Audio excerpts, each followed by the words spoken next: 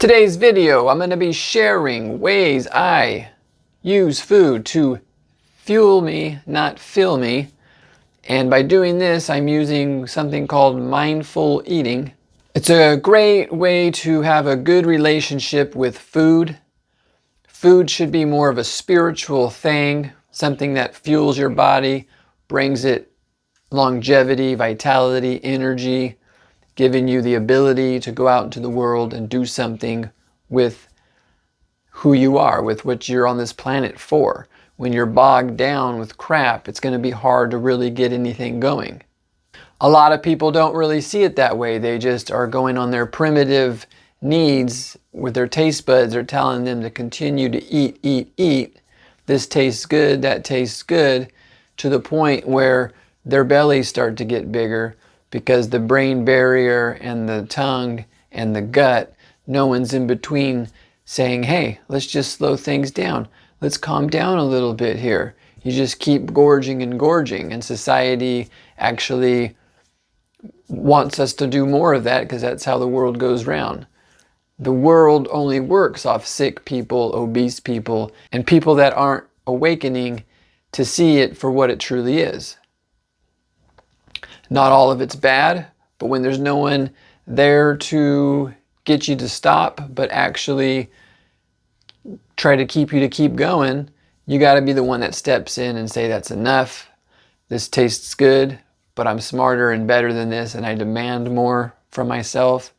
I have higher health standards for myself. I want to be more of a higher value person and not just succumb to the lowlier parts of my brain that have me eating and eating and eating like a dog that keeps begging for food.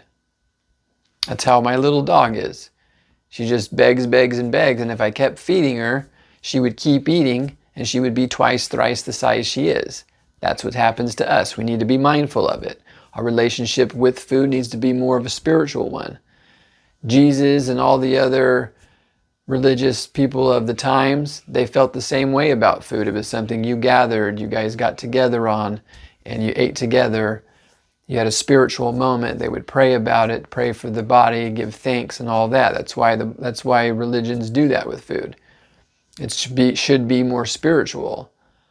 But society has us just thinking, eat, eat, eat, no remorse, see you in the hospital, the pharmacy lines, and the physicians.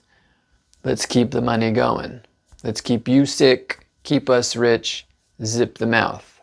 And many of us even suffer from compulsive eating when we're not mindful. We know that the foods we're eating could be killing us, making us overweight, making us sick, making us not feel good.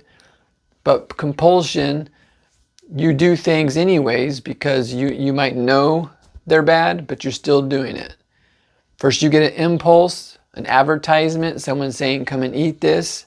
You walk out of a grocery store and you smell in the air fast food up in the air and you want to go get that now. So that's the impulse. And then the compulsive is, well, we just ate an hour ago 1,000 calories, but we're going to eat again. We know that's not good, but let's go. I'm in. Let's eat. You have to be smarter than that. You got to be mindful.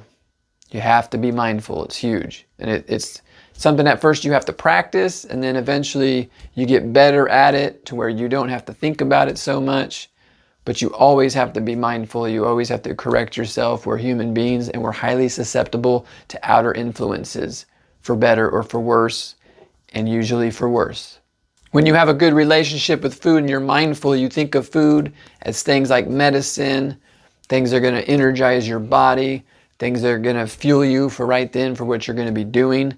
If you're getting ready to go to bed, maybe you're hungry, a tiny little snack, compared to earlier in the day when you're going to be taking on a day and you need a little bit more food, quite a bit more food. So it all just depends on what you're going to be doing. That's part of the mindfulness of it. Food you want to be focused on eating are the foods that are going to be building you up, not tearing you down. There's foods that repair the body, energize the body, build the body muscle, things of that nature, prevent free radical formation and cancers. Where on the other hand, foods that break your body down, they're going to give you less energy, give you more cancer, get you sick, get you fat, get you addicted. It's everywhere. If I was wrong, prove it to me, because we all know it's right. It's everywhere. It's omnipresent. You can't even go outside without seeing it.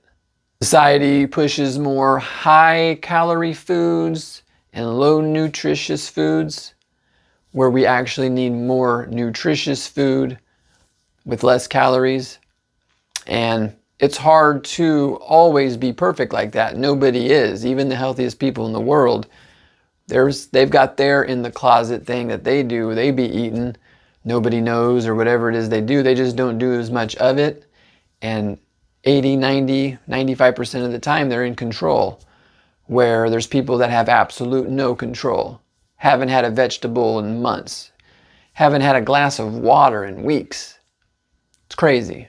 Another advantage of being mindful of eating and keeping it more of a spiritual thing, something you give thanks to, not just something that you feel that you're entitled to because it's everywhere. Could be a day that changes and you would wish the foods that you overate on would be there now to when you actually needed them while people in the world starve. But besides that, what it's going to do, it's going to help save you a little bit of money. People want to think that being healthy and eating healthy is more expensive, but I promise you one thing, being sick and buying foods instead of making your own food is costing you 3 to 10 times more money than actually being healthy ever would. When you got to go out to restaurants and places all the time to eat these foods that just end up getting you sick, tired, lazy, you don't have the energy to build a business or to do something other than your day job you hate, to get out of your poverty state and build actual wealth. So you don't have energy for that. When you are sick and you need to go to the doctor, you're going into these physicians and you're waiting in line. You're waiting in the doctors, you're waiting in line, you're spending money there. You're going into the pharmacy lines at the corner store. You're waiting there, you're paying lots of money. Someone's paying, whether you're paying or not, someone's paying lots of money. It's expensive, it's time consuming. It's like rats running on a treadmill to nowhere. Maybe it tasted good or was a little fun, but when you're getting your legs amputated or you're popping 10 pills a day, feeling nauseous, feeling gross, decaying and dying by the moment, that's not fun. And where is everyone at that point to come help and save you? Where are all these people in these commercials that are making us feel like all this stuff's fun and great? Where are they when we're in the hospital? When we're sick? When we're bedridden? 300 pounds, 400 pounds, 800 pounds? Where are they at? They're making a TV show and people are watching it like it's fun. It's sickening. So be mindful of food so these things don't happen to you. The more spiritual you are about anything in life, the more you're going to appreciate it, not take it for granted, and actually not have it do some negative thing not only to you, but to the rest of the world.